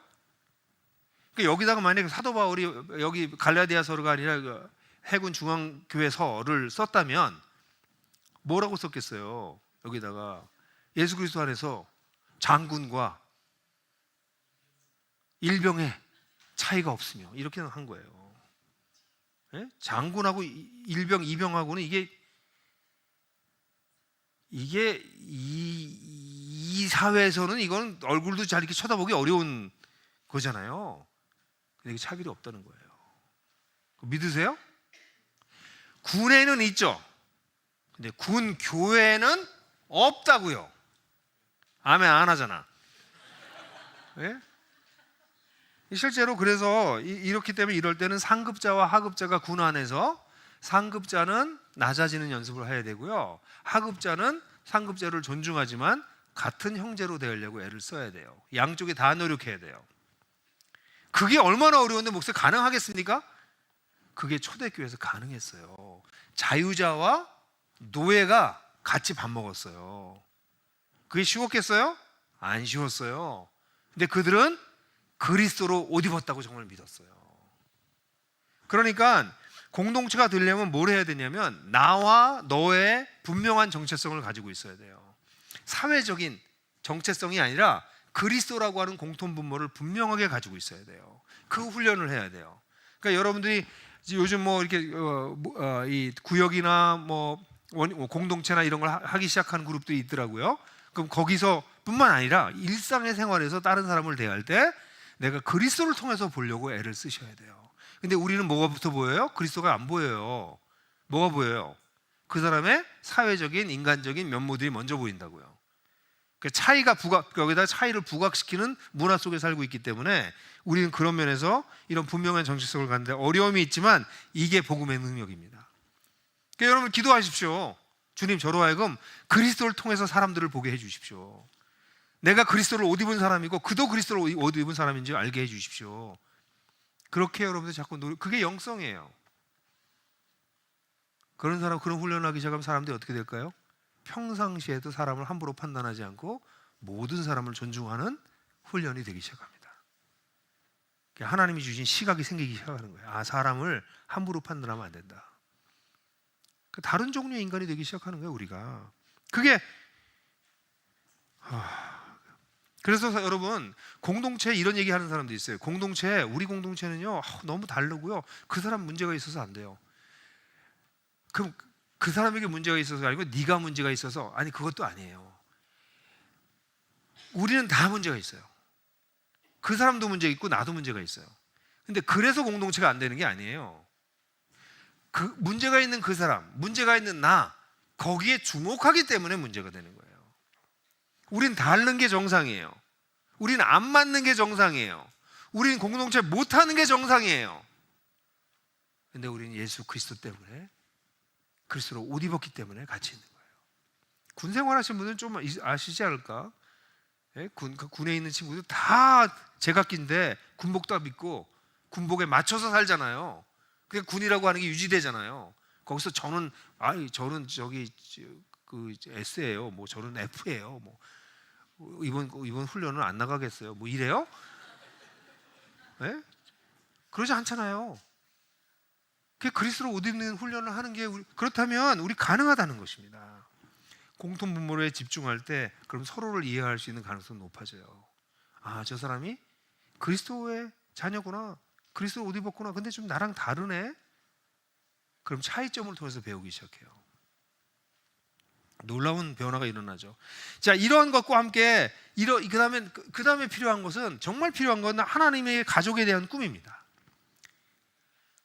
여러분, 꿈이 없는 사람들은요 뭐든지 못해요. 근데 여러분들이 이게 하나님이, 예수님이 십자가에 죽으심으로 말미암아 하나님의 놀라운 복이 이방인에게까지 흐르게 오고, 이방인들로 예수님을 믿고 난 다음에는 다들 자녀가 되게 되고, 거기서 차별이 없는, 그리고 하나님 나라를 같이 공동 상속하려고 하는 이 엄청난 계획을 가지고 계셨네, 하나님이. 그게 하나님의 꿈이었네. 아버지, 그 꿈 저도 가질래요. 아버지, 저도 그 꿈 갖고 싶어요. 세상 보니까 엉망이에요. 다 자기 잘난 척하고요, 자기끼리끼리 놀고요. 근데 이런 세상 아닌 것 같아요. 하나님 나라가 시작됐다면 그 시작된 하나님 나라에 걸맞는 하나님의 가족이 돼서 살고 싶어요. 그게 하나님 꿈이면 그 꿈 제가 이루고 싶고 이루어 드릴게요. 그 꿈을 갖는 것. 이 땅에 살면서 여러분들이 어떤 삶을 추구하시는지 모르지만, 나랑 피 한 번 섞지 않았는데 예수를 믿고 그래서 형제자매가 돼서 함께 인생을 살아가는 그런 사람들, 그런 가족을 하나님이 주길 원하세요. 여러분, 너무 고통스럽고 슬플 때 가서 붙잡고 엉엉 울 수 있는 사람들이 바로 그분들이에요. 여러분이 너무 자랑하고 싶은 일이 생겼을 때 불러서 축하해줘, 내 이렇게 좋은 일이 생겼어 라고 자랑해도 흉 하나도 안 보는, 그게 가족이에요. 여러분들 자녀가 여러분들 집에 올 때 뭐 100점 맞았다고, 엄마 나 100점 맞았어 하고 오는데 잘난 척 하기는, 그래요? 에? 그게 가족이야? 그게? 애도 오면서 이거 자랑해야 되나 말아야 되나, 잘난 척 하는 게 아닌가 뭐 이러고 와요? 가족은 그런 거예요. 허물을 덮어주고 같이 슬퍼하고 같이 기뻐하고. 하나님 그렇게 살길 우리 원하세요. 그렇게 우리가 사는 그런 하나님의 꿈을 누리기를 원하신다고요. 그런 공동체가 있으면 어떻게 될까요? 같이 세월을 지나면 사람이 변하는 게 보여요. 야, 이게 신기하구나. 야, 너 3년 전에 네가 아니구나. 네. 최근에 지난 주일날 제가 세웠던 교회 한 목자님이 문자를 보냈어요. 네, 문자를 보냈는데 자기 아들이 목자가 됐다는 거예요. 네? 이분도 목자인데 그분의 아들이 목자가 됐다는 거예요. 누구누가 목자가 됐어요, 목사님. 그러고 이제 막 기뻐하는데, 이 청년이 옛날에 문제 많았거든요. 청년 때. 네? 뭐 지금 얘기해도 되지만 해도 되나? 하지 말게요. 네. 문제 많았어요. 그래서 막 가족들도 마음이 힘들게 했고 막 그랬던 일이 있었던 친구인데, 이 친구가 목자가 됐네. 야, 참 놀랍다. 그런 걸 보는 거예요, 같이. 사람이 저렇게 성장하고 저렇게 변하는구나. 네? 그게 교회에 오래 30년, 40년 교회 생활하는 것의 축복이에요. 특별히 이 군교회는 2년마다 이렇게 계속 도시잖아요. 그러다가 이제 여러분들 이제 제가 잘 몰라서 그러는데, 지금 현역이신 분 손 들어보실래요? 현역. 오, 많으시네. 그다음에 지금 예비역이라고 그러나요? 제대하신 분들. 예, 많으시. 이게 도시다가 2년 하다 이렇게 돌다가 어느 날 정착하는 거잖아요, 여기에. 그죠? 그러면 이 하나님의 꿈을 가진 사람들은 어떤 꿈을 가질까요? 돌아다니시는 분들은 공동체 하기 되게 어렵죠. 2년마다 가야 되니까. 예? 그렇지만 거기서 어떤 방법으로든지 내가 만나는 사람들을 가족으로 대해야 되겠다. 그렇게 살아가기 시작하면 그분이 왔다 가는 데마다 그런 가족적인 교회가 좀 세워졌다가 그분 가면 또 없어질 수도 있겠죠. 예? 왜냐면 리더가 없어지니까. 근데 이 사람을 통해서 누가 또 좀 배웠잖아요, 조금 여기서. 그다음에 풍삼 초촉기 같은 걸 자꾸 하게 되면 여기서 떠나기 전에 풍삼기 정도 이끌어줘서 리더로 좀 세워놓고 떠나면 이 사람이 조금 있으면 리더가 될 수 있거든요. 밑 빠진 독에 물을 붓는 것 같지만 그거 계속 보면요, 물 차요. 예? 아니 그게 우리 군 작전이야, 내가 볼 때는. 그러니까 2년 해서 무슨 공동체가 됩니까? 안 되겠지. 근데 2년 하면서 난 꿈이 있어. 군에도 공동체 세워질 수 있어.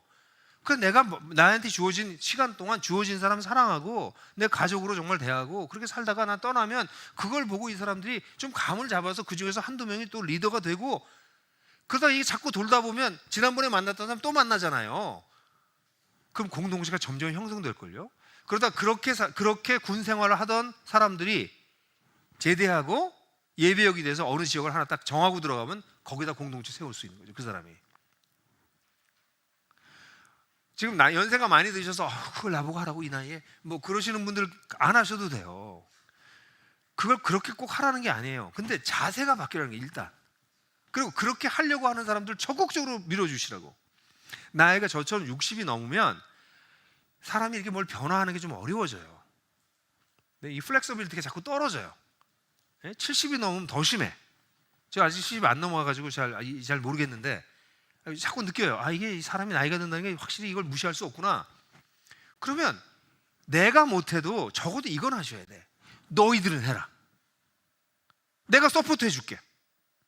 저는 저희 아버님을 존경하는 이유가 저희 아버님 나이가 연세가 많으시면서 본인이 못하신다고 밑에 있는 사람 못하게 하지 않으셨어요.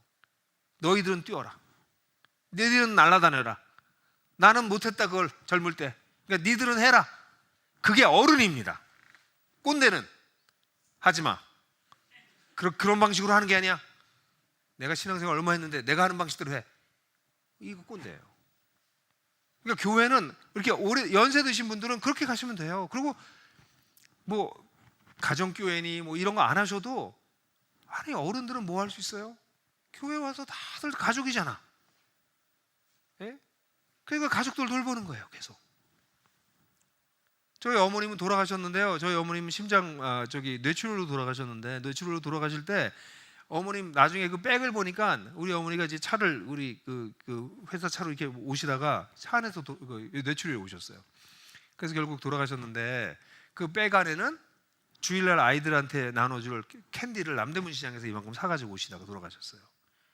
저희 어머니는 주일날 아이들을 이렇게 만나서 다 캔디 주고 애들 안아주고, 예? 교회 어른 노릇을 하시는 거야.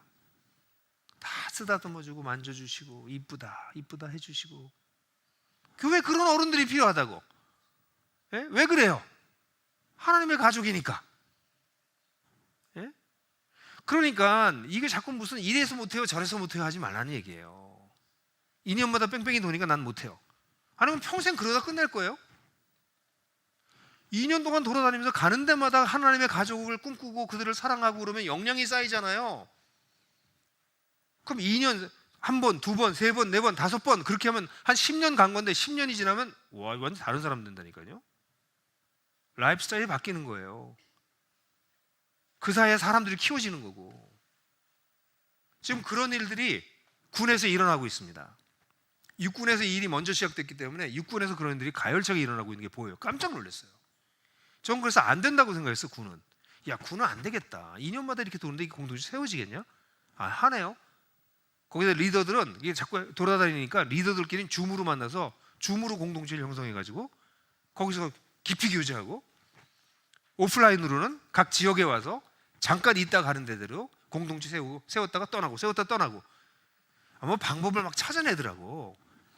야, 제가 놀랐어요. 야, 이게 하나님 나라의 꿈을 갖는 사람들은 달라지는구나.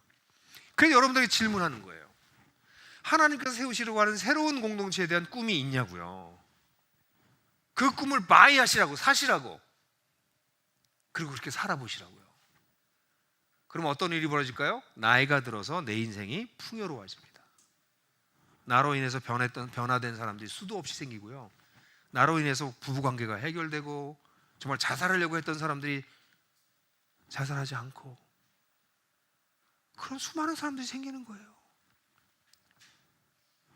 그게 하나님의 꿈입니다. 그렇다면 이런 공동체를 해나가면서 결국 우리가 마지막으로 갖게 되는 게 뭐예요? 영원으로 이어지는 소망하는 공동체를 살아내기 시작하는 거예요. 실제로 이 공동체를 같이 해보시면 내가 도와줄 수 없는 사람들이 너무 많아요. 돈으로 해결할 수 있는 게 세상에서 제일 쉽더라고요. 돈으로 해결할 수 없는 인생의 고통이 너무 많아요. 그냥 그런 사람들하고 뭐 해야 돼요? 그냥 옆에서 붙잡고 우는 것밖에 할 수 있는 게 없어요. 기도해 준다 이런 말 안 해요. 그냥 옆에서 손잡고 울어야 돼요. 그런 사람이 너무 많아. 인생에 그런 시기를 지나가는 사람이 많고, 어떤 사람은 평생 그런 걸 지고 사는 사람도 있어요. 죽어야 끝나는 고통도 있어요. 근데 거기에 우리 그리스도인들은 그걸로 절망하지 않아요. 왜냐하면 하나님 나라를 상속할 거기 때문에. 이 땅에서 우리가 겪고 있는 이 문제들, 어떤 문제는 해결되지 않아요. 근데 하나님 나라의 소망이 있기 때문에 견딜 수 있어요. 근데 그걸 혼자 견디는 게 아니에요. 하나님 나라를 같이 상속할 사람들이 같이 옆에서 같이 견뎌주는 거예요.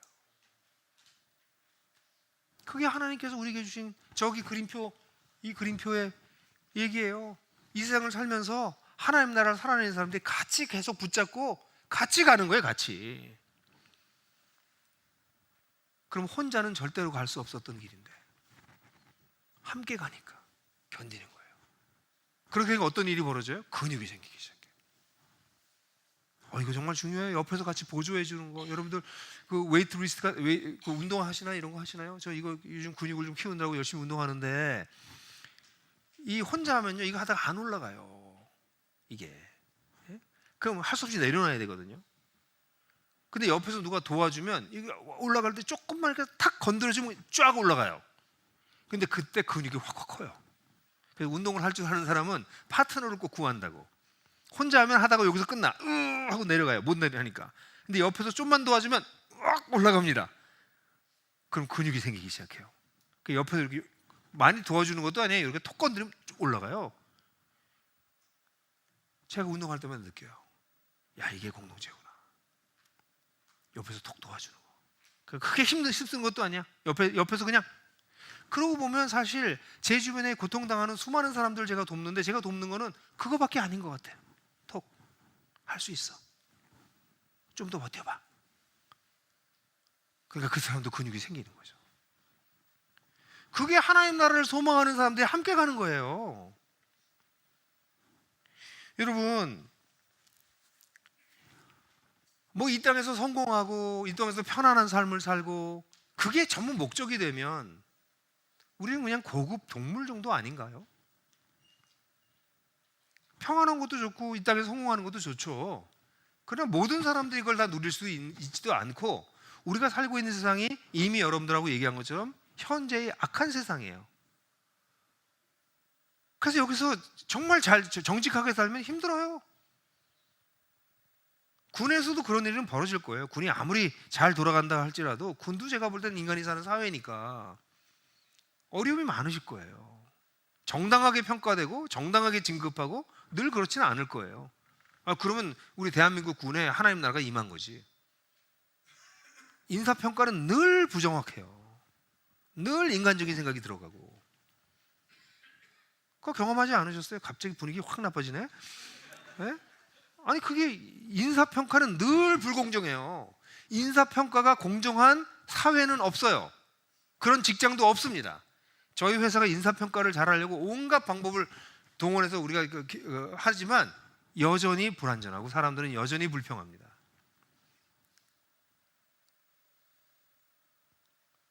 그런 세상 속에서 하나님 나라를 함께 소망하고 의연하게 살아갈 수 있는 방법은 무엇입니까?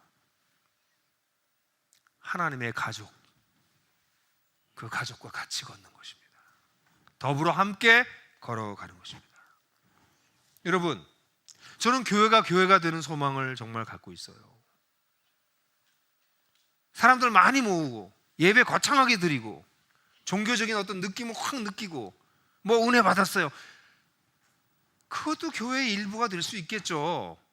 그러나 오늘 우리가 사도 바울이 그토록 분투하고 있고 편지를 쓰면서 애쓰면서 꿈꾸고 있었던 교회는 다른 종류였습니다. 그들은 자격이 없는데 입양된 사람들이었습니다. 그리스도로 말미암아. 그들은 다 다른데 그리스도로 옷 입는 사람들이었습니다. 그래서 그들은 다른 것과 부족한 것을 차별하지 않으려고 애를 쓰는 사람들이었습니다. 그리고 그들은 고통 가운데서 소망을 가지고 함께 견뎌내는 사람들이었어요. 그런 공동체 살아보고 싶지 않으세요? 그런 공동체 해보고 싶지 않으세요? 하루아침에 안 됩니다. 여러분 엄마 아빠 다 해보셨죠? 엄마 아빠 몇 년쯤 하니까 엄마 아빠가 되는 것 같아요? 한 20년 하니까 되는 것 같죠? 20년 했는데도 안 됐구나 아직. 한 20년 하면 엄마 아빠 되잖아요. 영적으로도 그렇습니다. 영적인 하나님의 가족을 이끌 수 있는 엄마 아빠가 되려면 최소 10년을 하셔야 됩니다. 그래야 엄마 아빠 다워집니다. 그러니까 지금 오늘 아까 간증하신 우리 자매님 보면서 속으로 오 마이 갓 6주 됐구나. 6주구나 6주. 박수. 너무 좋아요. 6주 된 거예요. 6주 박수. 네, 그 6주가 60주가 아니라 600주가 되고 6000주가 될 것을 명하노라. 아니 실제로 60주 돼봤자 1년이잖아요. 그러니까 6000주 되면 한 12년 되거든요. 6000주쯤 되면 이제 딱. 근데 그 전에 그만두고 싶은 거 한 10번 올 거예요. 제가 예언했습니다. 세세요. 한 번 왔네, 두 번 왔네. 왜냐하면 이게 쉽지 않아요. 그리스도를 따라가지 않고 다른 복음을 따라가고자 하는 마음이 우리를 계속 건드릴 거기 때문에. 그러나 다른 복음을 따라가지 않고 그리스도를 따라간 자들, 그걸 계시록에서는 이기는 자들이라고 얘기합니다. 이기는 자들. 그들이 생명의 멸관을 받을 것입니다. 그래서 우리 해군중앙교회가 그런 교회가 되기를. 하루아침에 안 돼요. 그러나 그 소망을 가지고 한 걸음 한 걸음 나아가시는 여러분들이 되기를 주님의 이름으로 축원합니다.